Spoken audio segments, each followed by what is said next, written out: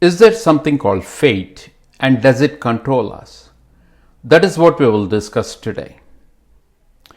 I was walking on the streets of London with a friend of mine a couple of weeks ago, and we were witness to a rather serious accident where a man walking near the sidewalk was hit by a bus.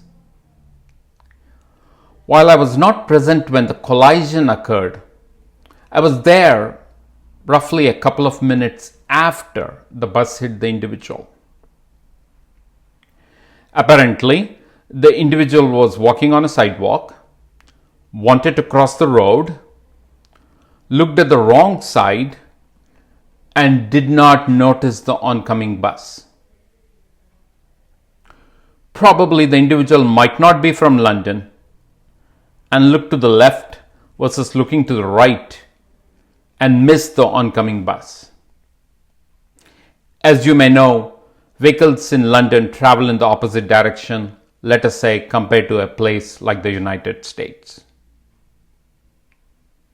Fortunately, the medics came in right away and were doing the best to save the man's life. After witnessing the unfortunate incident, and while we were walking back to our hotels, my friend and I got into a philosophical discussion, thinking how a few nanoseconds can change an individual's life. Now, we can find solace or comfort saying it is all fate or it was all predestined to happen. The predetermined plan had the individual look in the wrong direction. The bus came exactly at the same moment, and the individual had to endure this massive accident. It was also fate that the medics were ready to act upon and help the individual. Does this all sound familiar to you in your own life experiences? When events happen in our life, particularly the impactful or the fatal ones, we attribute that to fate. Notice that we don't attribute drinking a cup of coffee or brushing our teeth to fate, because we think that fate is only for the big things in life. We don't realize that not brushing teeth properly could lead to a big, impactful, unfortunate health condition. But we don't attribute that routine activity to fate at all. Now, for a major portion of life, I grew up with phrases like, no one can change fate or destiny. Whatever happens is because of fate. Even terms like money is the root of all evil, and many more such phrases.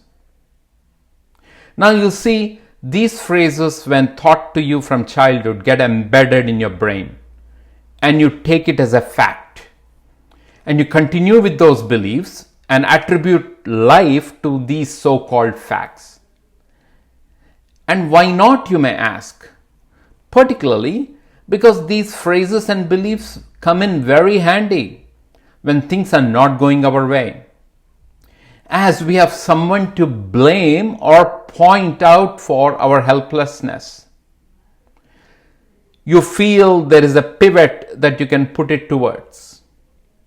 Now, a student of pure science and one who doesn't believe in theism or divinity can say believers in a divine often resort to the theory of God of gaps, meaning when you cannot explain something, then you deflect it and link it to something else, usually that entity called God.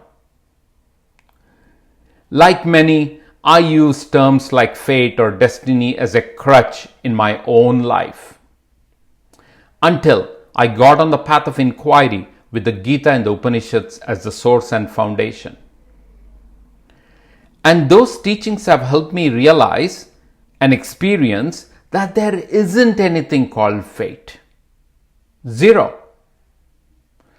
And one does not live one's life on a pre-written or a predestined plan. Zero. Again, false. And for sure, I don't rely on a God of gaps.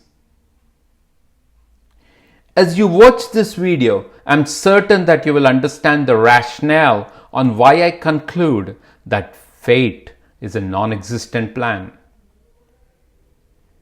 But let's first get our definitions clear. Fate and destiny are often used interchangeably in our daily life. In my personal view, when someone uses the term fate, I think they mean events that are predetermined and beyond an individual's control.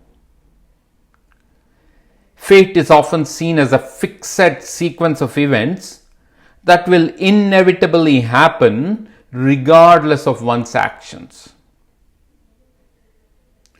On the other hand, many, I believe, use the term destiny to mean that individuals have some influence over their future through their choices and actions, but are still constrained within the guardrails of fate. Meaning, you take personal responsibility, but fate still assigns your guardrails. Or the predetermined plan will ultimately prevail and overcome your personal choices. That is what I believe when people refer to as destiny. As you will see in this video, we will differ from both definitions and arrive at a rational, logical conclusion that stands on its own without a need to resort to a term like fate. Krishna in the Gita demystifies this concept of fate and completely negates it by asserting that no one predicts the outcome or fate, and it is action alone that matters. The problem we have created is that we twist the above message from Gita and instead say that Krishna has already defined the outcome and all of it is Krishna's plan. We completely miss the point which the Gita and the Upanishads convey by offering profound insights into the nature of existence, the self or the Atma, and the universe. These teachings emphasize actions and morality as the foundation.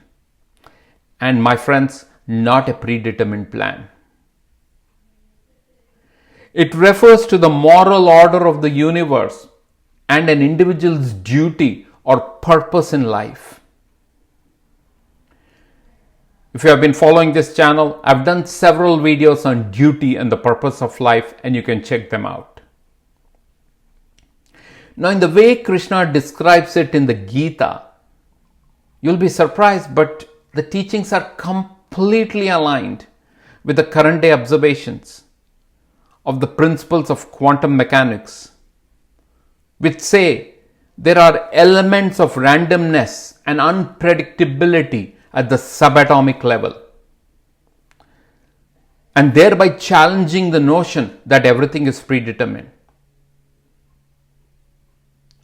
Krishna's teaching is completely aligned with the current understanding of our body, where the brain scans by neuroscientists suggest that our decisions are the result of complex brain processes and not predetermined fate. Studies have shown that brain activity related to decision making actually occurs before we are consciously aware of making a choice. Meaning, our decision making and choices are guided by our behavioral patterns or vasanas, as we covered in one of the previous videos.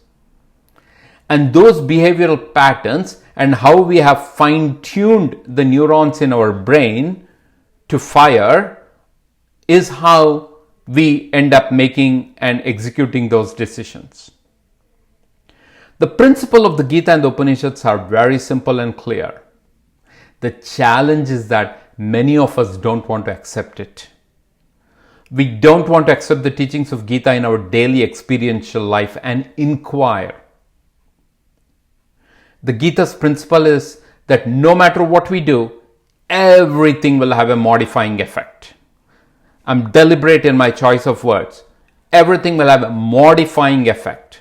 It's not about cause and effect, it'll have a modifying effect. Every action and thought has a modifying effect. Now, in speaking with you through this video as an example, it's an action and it will have a modifying effect. Some of you may find it insightful, agree with me, and value the message. Some of you may dismiss it and instead feel more comfortable in a blind belief. Several of you could be sending me a vibe of harmony and positivity as you're listening, while some others may be distracted and having their energy signals go in a different direction. Now, all through this, I have got to decide, will I worry about the outcome of this video and how many likes I get or how many viewers I get, or focus on my action, which is stay true to the message of Gita and the Upanishads and leave the outcome? And if I really need to promote it, then I keep promoting it and again use another action to do that. If you're sending me vibes of encouragement and well-being, then of course that helps me with a favorable outcome. Because you would be sharing this video, you would be promoting it, and it helps me with my next choice and action.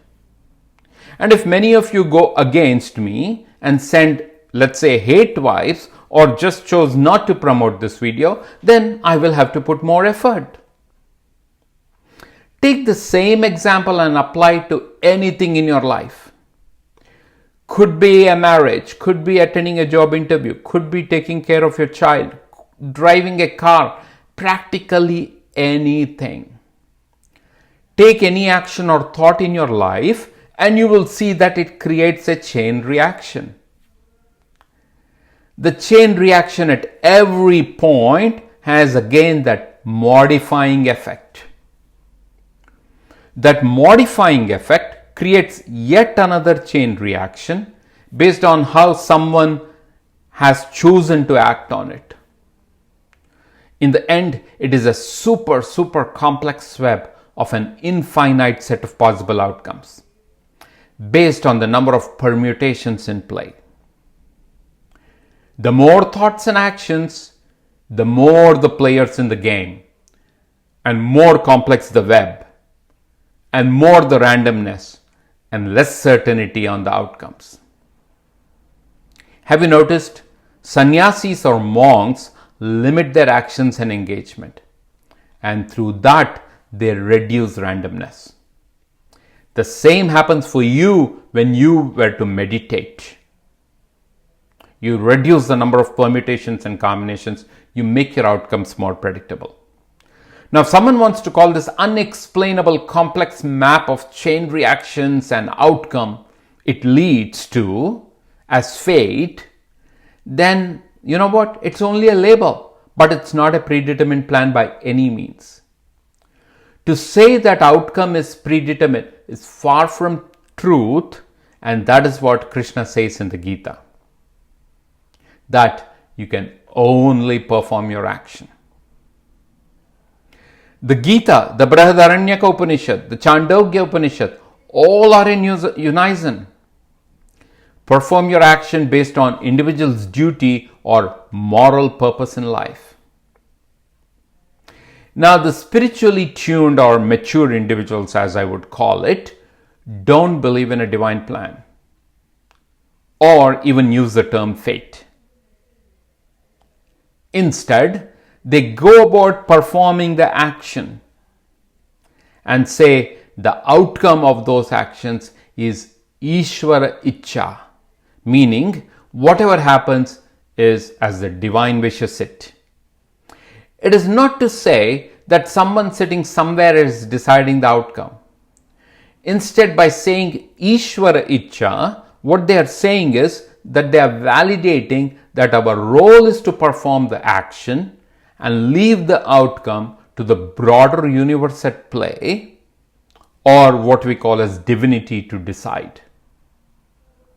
Since that universe with its fundamental elements is divinity to begin with, it becomes Ishvara Ichcha. And if you want to learn more about what is divinity, again, I've done a few videos on it. You can check that out. In this sense, and looking at fate versus how it has been defined in other colloquial languages, I have to say the colloquial languages actually bring the definition much closer to reality. In the language of Hindi or Urdu as an example, when we use the term kismet for fate, then the word actually comes from the Arabic word kisma, which means the portion of modifying effects of one's life. That is pretty logical. Similarly, another common term is naseeb, meaning again one's share in life, which is again logical. You, of course, execute your share that you get and that you act upon. Similarly, in Sanskrit, when we use the term bhagya, it is again representing the divisible share of the modifying effects from a chain reaction. Makes perfect sense when we look at it that way. But none of these make a claim that it's a predetermined plan. Now, closing the loop back on the London accident, it is so unfortunate what the individual had to go through, and probably is still going through, and the impact it has on his family. Just look at the complex set of events that had to occur. If he was a tourist or a visitor, there was an action of traveling. Then there was the action to come to London. The action to walk on the sidewalk versus take a cab. The action to probably look at the wrong side to cross the road. The action of the bus driver coming at the same time. The action of the bus driver to apply brakes and apply it also effectively so that the individual's life could be saved, but still could not prevent the action of the bus itself in hitting the person. The actions of the medics reaching fast, and so on and so forth. Each action by an object, by an individual, creates a chain reaction, leading to a set of outcomes. And those outcomes are not finite either, because we call it an outcome, but it actually is just another trigger or modifying effect in a complex web of chain reactions. Now, many people find comfort in believing in a term called fate or something called fate, and seeing it as an anchor to make sense of life's events. And if that helps, of course, you would continue doing that because that's your belief. Others like me believe in the Gita and the Upanishads, as it explains it rationally, and I experience the teachings each moment and see the interplay of divinity and our personal responsibility and choices. And I don't need to be a blind believer. And furthermore, even the scientific or even the atheist view cannot go against it. I live in a real world, and Gita helps me live in the real world. Ultimately, whether fate is real depends on your beliefs and experiences and your worldview. Think about it. How do you define fate? How do you view fate? And hopefully this video has helped you look at it differently. I'll speak to you soon. Till then, stay blessed, stay healthy.